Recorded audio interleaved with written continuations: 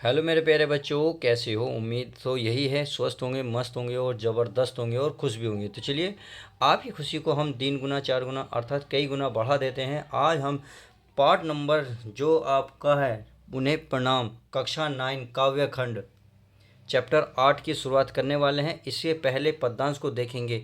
तो जैसे कि मैंने पहले चैप्टर से लेकर 7 चैप्टर तक बहुत अच्छे से कवर कराए हैं अभी तक। यदि वीडियो नहीं देखी, जाके वीडियो देख लीजिएगा, प्लेलिस्ट पड़ी हुई है, नहीं तो डिस्क्रिप्शन में लिंक है, वहाँ जाके चेक कर सकते हैं। आज हम इस वीडियो में पद्यांश नंबर 1 की शुरुआत करने वाले हैं। तो उन्हें प्रणाम का मतलब क्या है। देखिए, जो लेखक हैं सोहनलाल द्विवेदी जी, तो वो जो उन्हें प्रणाम कर रहे हैं, जो जो महापुरुष जो गरीबों की, दीन दयाओं के साथ रहते हैं, उनकी मदद कर रहे हैं। यानी कि कुछ ऐसे महापुरुष हैं जिनका नाम हमें पता है, कुछ का नाम नहीं पता, तो उन सभी को वो प्रणाम कर रहे हैं। तो किस तरीके से प्रणाम कर रहे हैं, क्या क्या इस पद्यांश में दिया हुआ है, चलिए शुरुआत करते हैं। एक एक शब्द के अर्थ को जानेंगे। पहले क्या करेंगे, एक एक शब्द के अर्थ को पहचानेंगे, समझेंगे, फिर मैं नोट्स देखूंगा ताकि अपने नोट्स और अच्छे से कर सको, नोट्स कंप्लीट कर सको, और अगर कोई आधा पॉइंट आपका रहता है लूज तो उसको क्लियर कर सको। तो चलिए शुरुआत करते हैं पद्यांश नंबर 1 की। यह भेद गया दीन अश्रु से जिनका मर्म, मोहताजों के साथ न जिनको आती शर्म, किसी देश में किसी वेश में करते कर्म, मानवता का संस्थापन ही है जिनका धर्म, ज्ञात नहीं है जिनके नाम, उन्हें प्रणाम सतत प्रणाम। तो ये हमने पढ़ी। अब इसको देखते हैं। इनके भेद गया, यानी कि भेद गया छेदना, यानी कि भेदना या छेदना कहते हैं। दीन अश्रु से जिनका मर्म, देखिए दीन अश्रु कहते हैं दुखियों के आंसू, यानी कि गरीबों के, जो जो बेसहारा होते हैं, उनके उनके जो आंसू होते हैं। दीन माने बेसहारा या गरीब, अश्रु माने आंसू, हाँ, गरीबों के आंसू, ये दुखियों के आंसू। जिनका मर्म, जिनका मर्म माने हृदय, यानी कि जिनका हृदय गरीबों के आंसुओं को देखकर, जिनका हृदय गरीबों को आंसू को देखकर भेद गया, यानी कि उनको आंसू को देखकर वे भी दुखी हो गए। सही है। आगे कहते हैं, मोहताजों के साथ न जिनको आती शर्म। मोहताजों, देखो मोहताज कहते हैं गरीब, दरिद्र, कंगाल, यानी कि एक प्रकार से गरीब है। गरीबों के साथ न जिनको आती शर्म, यानी कि वे गरीबों के साथ रहते हैं, उनको किसी भी प्रकार की शर्म नहीं आती है, क्योंकि वे गरीबों की मदद करते रहते हैं। उन्हें कोई किसी प्रकार की जो होता है ना लालसा, या फिर किसी प्रकार की रुकावट किसी चीज़ में कि ये गंदा है, नहीं, ऐसा कुछ नहीं है। उन्हें किसी प्रकार की कोई शर्म नहीं आती। वे मोहताजों के साथ खड़े हुए हैं, उन्हें कोई शर्म नहीं आती। किसी देश में किसी वेश में करते कर्म, यानी कि किसी भी देश में हो वे या किसी भी वेश में हो, यानी कि उन्हें ना तो देश से फर्क पड़ता है, ना ही वेश से फर्क पड़ता है। वे सिर्फ अपना क्या करते हैं, करते कर्म। कर्म माने अपना धर्म निभाते रहते हैं, अपना कर्म करते रहते हैं। गरीबों की मदद करना है उनको, गरीबों की मदद करते रहते हैं, यानी कि अपने कर्तव्य से पीछे नहीं हटते, चाहे वे किसी भी देश में हो या किसी भी वेश में हो। आगे, मानवता का संस्थापन ही है जिनका धर्म। मानवता का संस्थापन, यानी कि ये कह सकते हैं ऐसे ऐसे महापुरुषों को मैं प्रणाम करता हूँ, यानी कि मानवता का संस्थापन है जिनका धर्म। मैं बार बार वंदना करता हूँ, जिनका लक्ष्य है, जिनका धर्म यानी कि लक्ष्य है मानवता का संस्थापन, यानी कि मानवता की स्थापना करना है। जो मानवता की स्थापना करता है, जिनका ये धर्म है कि बस हमें मानवता की स्थापना करना है। ज्ञात नहीं है जिनके नाम, जिनके नाम भी ज्ञात नहीं है, यानी कि कुछ के हमें नाम पता होता परंतु कुछ के नाम हमें नहीं पता। तो ज्ञात नहीं है जिनके नाम, ज्ञात माने हमें पता नहीं है जिनके नाम, उन्हें प्रणाम सतत प्रणाम। तो उन्हें मैं बार बार वंदना करता हूँ, बार बार प्रणाम करता हूँ। सतत माने लगातार प्रणाम करता हूँ, यानी कि ये कहने का मतलब है महापुरुषों के चरणों की बार बार वंदना करता हूँ। आगे, कोटि कोटि नंगो भिक मंगो के जो साथ खड़े हुए थे कंधा जोड़े उन्नत माथ। सही है। अब आगे देखते हैं इसमें।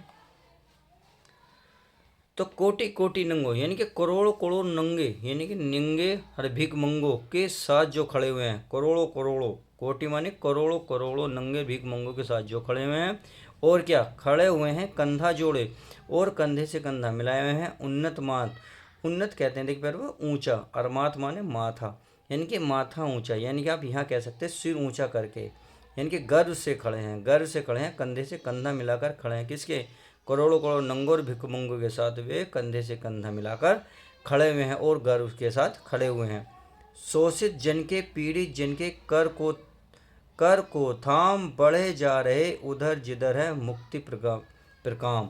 तो ये कि शोषित जन, शोषित मन जिसका शोषित हो चुका हो, जिन व्यक्तियों का शोषण हो चुका है, पीड़ित हैं जो व्यक्ति पीड़ित हैं, कर को थाम, कर माने हाथ को थामे हुए हैं, उन व्यक्तियों के हाथ को थामे हुए हैं जो पीड़ित हैं और जो शोषित हुए हुए हैं। बढ़े जा रहे, उधर जिधर है मुक्ति प्रगाम, उधर माने उधर तरफ यानी कि दूसरी तरफ, जिधर माने जिधर भी, यानी कि उधर जिधर उधर। मुक्ति प्रकाम प्रकम, देखिए प्रकम क्या था, मुक्ति प्रकम, मुक्ति होता स्वतंत्र, अब प्रकम होता पिरचुर, यानी कि पिरचुर अपने स्वतंत्र रूप से, यानी कि बिल्कुल मुक्त, किसी का कोई ज़बरदस्ती नहीं। तो बढ़े जा रहे हैं बिना किसी रुकावट के, बिना यानी कि स्वतंत्र रूप से बढ़े जा रहे हैं। ज्ञात और अज्ञात मात्र ही है जिनके नाम, यानी कि ज्ञात हैं यानी कि जिनके नाम ज्ञात हैं यानी कि पता है, और अज्ञात यानी कि जिनके नाम नहीं पता, यानी कि कुछ लोग ऐसे हैं जिनको हम जानते हैं, कुछ ऐसे जिनके नाम तक हम नहीं जानते। वंदनीय है उन सत्पुरुषों को सतत नमन, सही है, सतत नमन, सतत प्रणाम। तो वंदनीय करता हूँ मैं उन महापुरुषों को, सतत प्रणाम करता हूँ जिनके नाम हमें नहीं पता, यानी कि उन सभी ज्ञात अज्ञात नामों वाले महापुरुषों के चरणों में श्रद्धा भाव के साथ मैं बार बार प्रणाम करता हूँ। तो आई होप ये आज पद्यांश अच्छे से समझ में आ गया होगा। तो चलिए अब इसकी व्याख्या को अच्छे से देख लेते हैं। तो अगर संदर्भ की बात करें तो संदर्भ क्या कहेंगे, प्रस्तुत पद्यांश हमारी पाठ्य पुस्तक काव्य खंड के उन्हें प्रणाम शीर्षक कविता से उद्धृत का मतलब लिया गया है। यह सोहनलाल द्विवेदी द्वारा रचित जय भारत भीम से लिया गया, जय भारत जय से लिया गया, सही है। अब प्रसंग देख लेते हैं। प्रस्तुत पद्यांश में कवि ने उन अज्ञात महापुरुषों की वंदना की है जिन्होंने मातृभूमि के कल्याण और दीन दुखियों की सेवा के लिए हेतु माने के लिए अपने समस्त सुखों को न्यौछावर कर दिया है। अब चलिए व्याख्या को अच्छे से देख लेते हैं। तो व्याख्या देखते हैं। कविवर द्विवेदी जी कहते हैं कि उन महापुरुषों को बारंबार प्रणाम करता हूँ जिनका हृदय दीन दुखियों के आंसुओं में आंसू देखकर पीड़ित हो जाता है, जो दीन दुखियों के बीच रहकर उनकी सेवा करने में जरा भी संकोच नहीं करते। उन लोगों को किसी भी स्थान पर किसी भी परिस्थिति में रहना पड़े वे अपने कर्तव्य से पीछे नहीं हटते, पूरी तन्मयता के साथ दीनहीनों की सेवा में जुटे रहते हैं, यानी कि तन मन के साथ जुटे रहते हैं। मैं ऐसे अज्ञात महापुरुषों के चरणों की बार बार वंदना करता हूँ जिनका लक्ष्य मानवता की स्थापना करना है। आगे देखते हैं।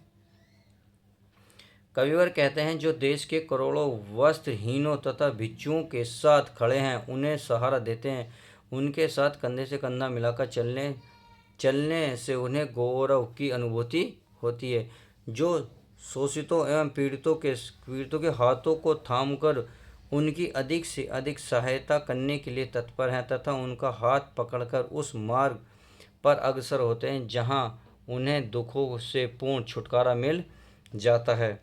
मैं उन सभी ज्ञात और अज्ञात नामों वाले महापुरुषों के चरणों में श्रद्धा भाव से बारंबार प्रणाम करता हूँ। अब इतने समझ में आ गया। तो चलिए अब काव्य सौंदर्य को भी देख लेते हैं। काव्य सौंदर्य में आपको ज़्यादा कुछ नहीं करना। काव्य का सौंदर्य में तो भाषा है सरल सहज प्रभावमयी खड़ी बोली, सही है। अगर शैली की बात करें तो भावात्मक, रस है शांत, शब्द शक्ति का अभिधाव, गुण प्रसाद। अगर छंद की बात करें तुकांत या मुक्त, सही है, तुकांत और मुक्त। अलंकार दो ही हैं, एक अनुप्रास अलंकार, एक पुनरुक्ति प्रकाश अलंकार, दो ही अलंकार हैं। तो आई होप इस वीडियो में मैंने जो पद्यांश नंबर 1 को अच्छे से समझा है, पार्ट नंबर 9 से कक्षा 9 का, तो बहुत अच्छे से समझ में आ गया होगा। उम्मीद तो यही है। अगर समझ में आया तो प्लीज़ वीडियो को लाइक कर दिया करो और दोस्तों में ज़्यादा से शेयर किया करो। चलिए मिलते हैं नेक्स्ट पद्यांश के साथ। जब तक के लिए तो goodbye, take care, love you guys, अपना ध्यान रखें।